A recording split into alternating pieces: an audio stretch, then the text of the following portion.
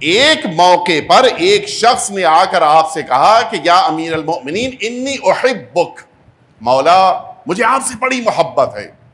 مولا نے فرمایا کذبت، تو جھوٹ بول رہا ہے۔ بڑا تعجب ہوا، جیسے دنیا میں ہوتا ہے ہم کسی سے کچھ بھی کہہ دیں، اس کو کیا پتا کہ میرے دل میں کیا گزر رہی ہے۔ وہ یہ بھول گیا کہ یہ جملہ وہ مولا سے کہہ رہا ہے جو دلوں کے اسرار جانتے ہیں۔ امیر المؤمنین کے سامنے دعویٰ کر رہا ہے کہ انی احبک، میں آپ سے محبت کرتا ہوں۔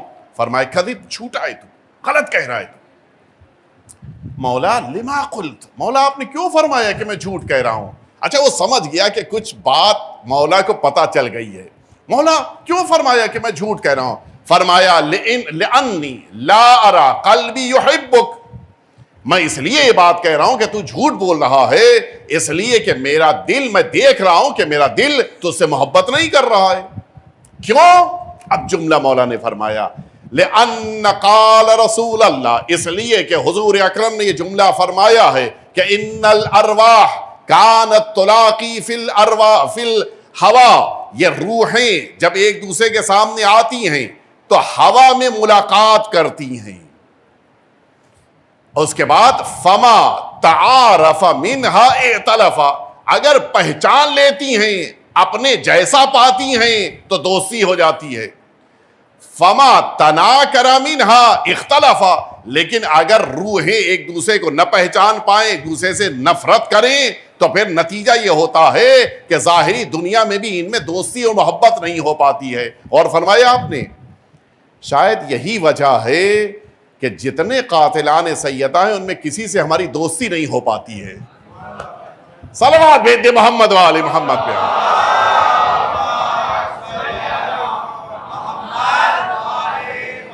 اور ادھر سے بھی ہے، اگر کسی سے کسی کی دوستی ہو رہی ہے تو پھر ماننا ہوگا کہ یہ روحیں ایک جیسی ہیں، ورنہ ممکن ہی نہیں ہے۔ اب سنیے مولا کا جملہ، مولا فرماتے ہیں کہ روحیں ہوا میں ملاقات کرتی ہیں، اگر ایک دوسرے کو پہچان لیتی ہیں تو ایک دوسرے کی دوست ہو جاتی ہیں، اور اگر نہیں پہچانتی تو دشمنی ہو جاتی ہے۔ میں نے اپنی روح کو تم سے ملتے ہوئے نہیں دیکھا۔ اور یہ جو مولا نے فرمایا تھا جس شخص سے کہ جس نے دعویٰ کیا تھا انی احبک، یہی وہ انسان تھا جو جنگ جمل میں مولا کے سامنے آ کے کھڑے ہو کے مولا کے سامنے تلوار اٹھا کے جنگ کر رہا تھا۔ مولا نے فرمایا کل تجھ سے میں نے کہا تھا کہ تو جھوٹ بول رہا ہے، یہ زبانی دعویٰ کافی نہیں ہے، محبت تب ہوتی ہے جب دل مل رہے ہوتے ہیں۔ صلوات بھیج دے محمد والے محمد پہ۔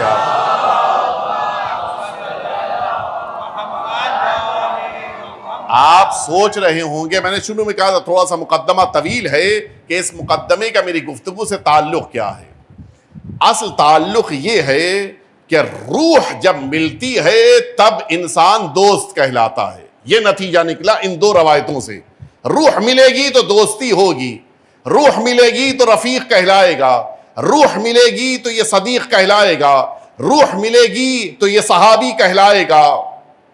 لیکن اگر روح نہیں مل رہی ہے تو ہمارے وہاں جو معیار بنایا گیا ہے وہ معیار یہ ہے کہ جس نے رسول اللہ کو دیکھ لیا وہ صحابی ہے، جو رسول اللہ کے پیچھے کھڑے ہو کے نماز پڑھ لے وہ صحابی ہے، جو رسول اللہ کا خطبہ سن لے وہ صحابی ہے، جو رسول اللہ سے ہاتھ ملا لے وہ صحابی ہے۔ معیار صحابیت یہ ہے کہ وہ رسول اللہ کو دیکھ لے۔ میں یہی سمجھانا چاہ رہا ہوں، رسول اللہ کو اللہ نے جسم بنایا ہے، جناب سیدہ روح رسول اللہ ہیں۔ یہ نہ کہو کہ اتنے اصحاب پیغمبر ہیں، یہ بتاؤ کہ روح پیغمبر سیدہ والے کتنے ہیں؟ صلوات بھیج دے محمد والے محمد پہ۔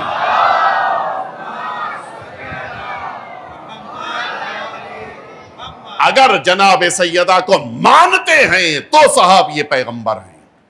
صحابیت کا معیار روح کا ملنا ہے، جسم کا ملنا نہیں ہے۔ اور اسی لیے میں اکثر کہتا ہوں، ابھی آپ وہ نوجوان بچے تو نہیں جانتے لیکن ہمارے بزرگان کی جوان بھی جانتے ہیں، ابھی کچھ سالوں پہلے اسی ڈنمارک کے کارٹونسٹ نے ہمارے پیغمبر کی توہین کی تھی۔ سارے مسلمان جس میں سنی شیعہ سب شامل تھے، سب نے احتجاج کیا تھا، سب نے آواز بلند کی تھی، اسے سزا دی جائے، اسے پھانسی دی جائے، اسے سخت سے سخت ترین اس کے لیے جرم ثابت کیا جائے، اس کے لیے سخت ترین سزا ہونی چاہیے۔ ساری امت مسلمہ نے آواز پر، ہم نے بھی، سب نے آواز اٹھائی تھی۔ لیکن میں ایک جملہ کہنا چاہتا ہوں، اگر جس میں پیغمبر کی توہین کرنے والا کارٹونسٹ اس لائق ہے کہ اسے پھانسی دی جائے،